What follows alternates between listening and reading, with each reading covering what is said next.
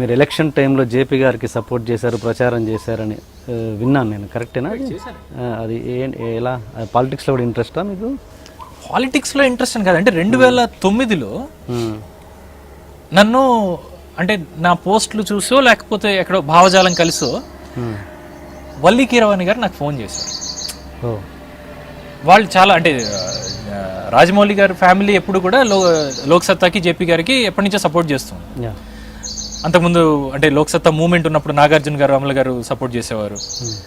అయితే 2009 ఎలక్షన్స్ టైంలో నాకు 2 ప్రపోజల్స్ అనమాట. ఒకటి మురళీమోహన్ గారు బాగా నాకు క్లోజ్ అని చెప్పా కదా ఈ ప్రోగ్రామ్ వల్ల, ఆయన కూడా నా వాయిస్ అంటే ఇష్టం అని చెప్పా కదా. సో నేను ఇంజనీరింగ్ బ్యాక్డ్రాప్ నుంచి వచ్చినందుకు అంటే అప్పుడే స్టూడెంట్స్ తోటి బాగా కనెక్ట్ ఉండేది కదా. నేను అంటే చాలా కాలేజెస్కి నేను వాళ్ళ యాన్యువల్ డేస్కి వెళ్ళి లెక్చర్స్ ఇవ్వటాలు, యూనో ఇన్స్పైరింగ్ టాక్స్ ఇలాంటివి ఏవో చేయటాలు చేస్తూ ఉండేవాడిని అనమాట. ఓకే. అంటే ఊరికి డైలాగ్ చెప్పి వదిలేయటాలు కాకుండా వాళ్ళకి ఉపయోగపడేట్టు ఏదో మాట్లాడి వచ్చేవాడిని. సో ఈయన మురళీమోహన్ గారు ఏమన్నారంటే ఒక ఆడియో సీడీ ఒకటి చేద్దామమ్మా, అంటే NTR was campaigning for them యాక్టివ్గా. సో ఒక ఆడియో సీడీ చేద్దాం నీ వాయిస్ తోటి. సో అది మొత్తం యూనో కాలేజెస్ లేదా అంటే ఫ్రెష్ వాటర్స్కి మనం డిస్ట్రిబ్యూట్ చేద్దాం అన్నారు. సంహౌ ఆ టైంలో జరగలేదు, టైం సరిపోలేదు, ఏదో అయిందన్నమాట. ప్యారలల్గా వల్లి కీరవాణి గారు నాకు ఫోన్ చేసి నువ్వు అంటే ఎక్కడో కనెక్ట్ అవుతున్నావు అని చెప్పారమ్మా మా వాళ్ళు, నువ్వు క్యాంపెయినింగ్కి వస్తావా అని అడిగారు. ఓకే. నేను ఆవిడతో చెప్పింది ఓపెన్గా ఈరోజు చెప్తున్నా, నాకు సారీ అండి, నాకు చాలా ఇంట్రెస్ట్ ఉంది క్యాంపెయినింగ్ చేయాలని, సపోర్ట్ చేయాలని ఉంది, కానీ నాకు ఓపెన్గా నేను లోక్సత్తాకి సపోర్ట్ చేస్తే నాకు టీడీపీ కాంగ్రెస్ నుంచి ప్రొడ్యూసర్స్ రారేమో అని నాకు భయంగా ఉందండి, నేను అందుకు ఏమనుకోకండి అని చెప్పాను. నా భయం అలా ఉండేది. ఓకే. ఆ తర్వాత ఐ హ్యాడ్ మై రిగ్రెట్స్.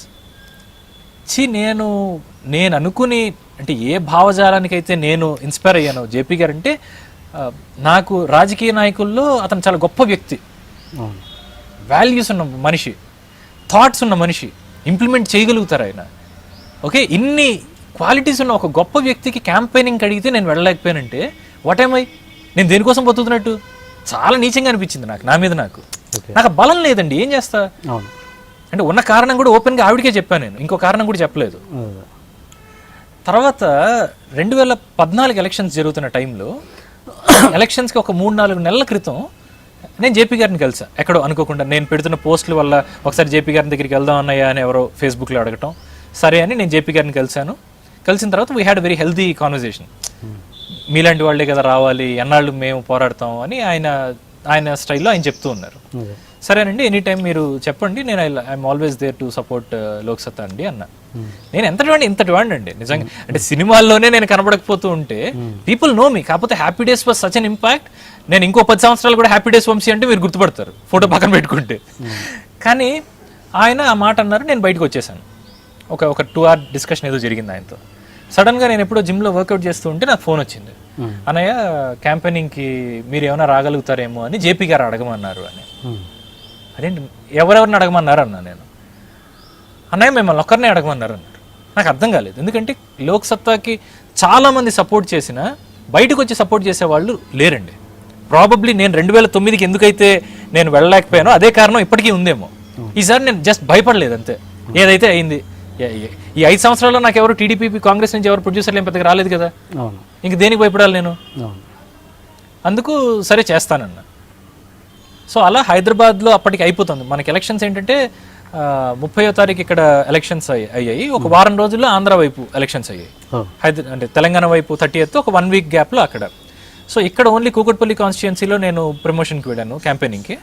అక్కడ ముందు వైజాగ్ ఒకరోజు, కాకినాడ ఒకరోజు, విజయవాడ ఒకరోజు క్యాంపెయినింగ్ చేశాను.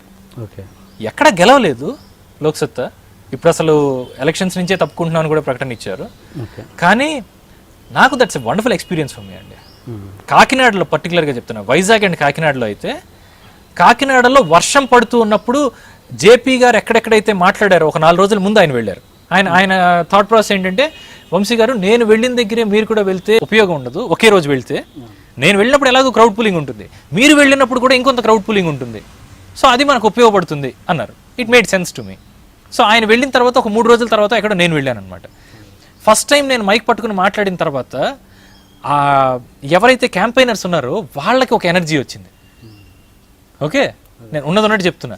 ఎనర్జీ వచ్చి అన్నయ్య కాకినాడ ఎక్కడెక్కడైతే జేపీ గారు పర్యటించారు, కాకినాడలో ఎక్కడెక్కడైతే పర్యటించారో ఆ ప్రతి కూడల దగ్గరికి వెళ్దాం అన్నారు. ఆ సెంట్రల్ దగ్గరికి వెళ్ళటం, మాట్లాడటం. వర్షం పడుతూ ఉన్నప్పుడు కూడా కాకినాడ ప్రజలు నేను మాట్లాడుతున్నది విన్నారండి. That was amazing. వైజాగ్లో కూడా ద రెస్పాన్స్ వాజ్ టెర్రిఫిక్ అనమాట. వచ్చిందా న్యూస్లో వచ్చిందా ఇవి? It's all the news. నేను అంటే ఏం చేసినా మొహమాట పడనక్కర్లేదు అని అనుకుంటా. నేను అంటే క్యాంపెయినింగ్ చేసి నేను మళ్ళీ నా FB పోస్ట్లో నేను అది పెట్టుకోలేకపోతే ఇంకెందుకు? నేను ఇంకేం క్యాంపెయినింగ్ చేస్తున్నాడు? చుప్ప క్యాంపెయినింగ్ ఎందుకండి చేయటం?